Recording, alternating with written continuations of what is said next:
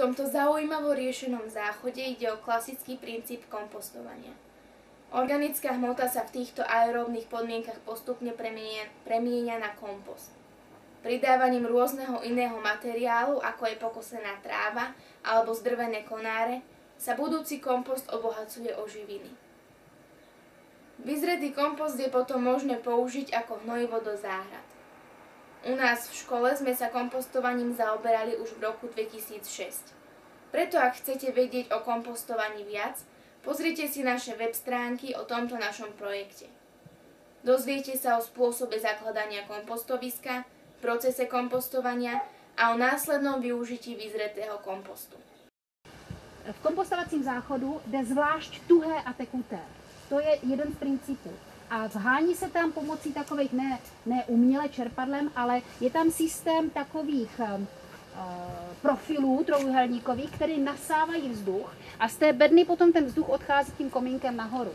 Takže se tam hání neustále vzduch. To je další rozdíl od běžné venkovské latriny, kde to zrálo anaerobně za nepřítomnosti vzduchu v té močívce, ale tady ty exkrementy zrají aerobně, takže se tam hání vzduch. Když říkám, že tekutá část, ona je tam takový 30-stupňový sklon, potom se sesouvá to pevné a tekuté proteče dolů a může, když je toho mnoho, odtékat do zvláštní nádoby.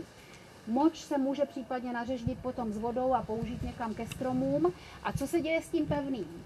To se opravdu pomalu sesouvá po té šikmé ploše a uhlík jako chemický prvek je tam dodáván tím, že se tam vhazuje zelená hmota nebo hobliny, nadrcené větve, já jsem tam dneska dávala trávu a díky tomu to všechno zraje.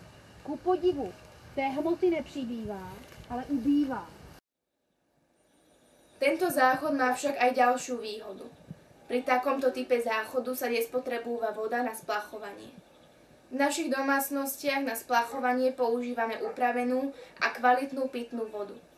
Nie je to škoda? Voda je veľmi cenná surovina. Našťastie na Slovensku máme kvalitnej vody dosť. Ale dokedy?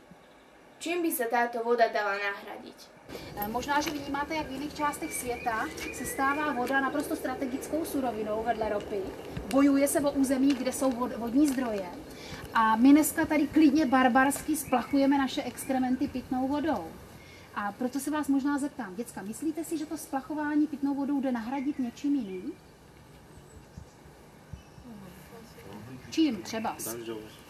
Buď, a i když i to je možná škoda, protože naše babičky v dešťové vodě praly. Čím ještě by se to dalo nahradit? Použitou to třeba tou šedou vodou.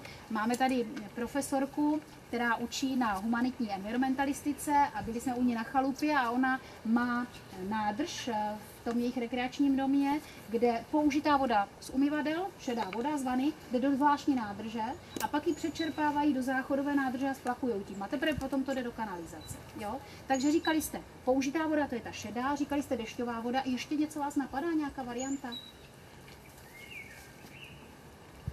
Určitě na pozemcích bývají studny, kde je voda užitková.